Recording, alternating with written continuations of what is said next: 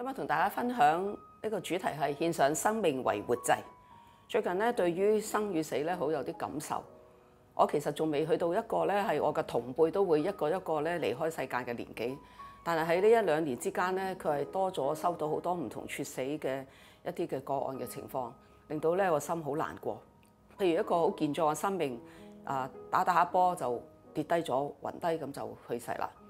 一個手機傳嚟嘅信息，咦？點解咁得意嘅？原來係手機嘅主人已經突然離世，係佢兒子咧去發消息俾眾親友們，但係醫生咧都揾唔出點解佢個爸爸係猝死嘅原因。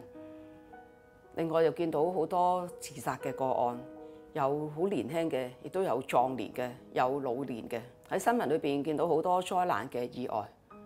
若果發生喺我哋自己認識嘅人身上，我哋嘅感受更加會強烈。喺咁多年嘅全職服侍嘅當中，我曾經都做過一啲咁樣嘅安息禮拜，就係譬如幫胎死腹中嘅嬰孩去做一個安息禮，或者參加嗰個喪禮咧，嗰個孩子只係得幾歲嘅啫，好難過。無論你係咩嘅背景，人哋點樣睇你，你自己點樣睇自己，你有咩成就，你有幾多個家財，呢一切咧都唔能夠帶走。死亡就將人嘅所有呢一切嘅唔同高高低低都拉平晒。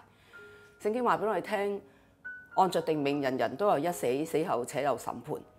我哋知道，如果唔相信主耶穌嘅，佢哋就唔能夠去到天家永享呢一個嘅福樂。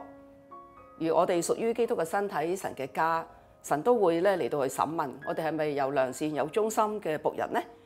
如果係嘅，佢賜俾我哋有榮耀嘅冠冕。因此，讓我哋喺呢個生與死嘅話題嘅上邊，我哋去反思。我哋咧就定義我哋一個目標，就係獻上我哋嘅生命為活祭。所以願我哋能夠愛惜健康，有好嘅休息，珍惜我哋嘅生命，唔好咁容易咧去做到耗盡 burn out。我哋亦都要珍惜關係，唔好淨係掛住工作、掛住揾錢，以為咧揾多啲錢咧，讓家人咧有好嘅生活，就係咧愛佢哋。其實唔係一定嘅，因為咧，如果我哋假手於工人姐姐，都冇花時間同孩子一齊，孩子好快就長大，但係就失去咗呢啲親子共聚嘅時間。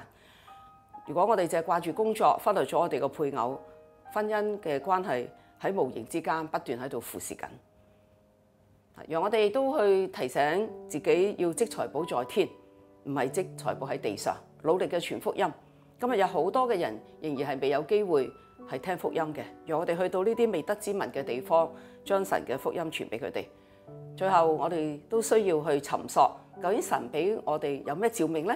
以致我哋能夠可以咧去回應神，信服佢，然後開開心心嘅嚟到行進神為我哋預備嘅美好命定，讓我哋能夠達成，將我哋生命獻上活祭嚟到俾我哋所愛嘅神。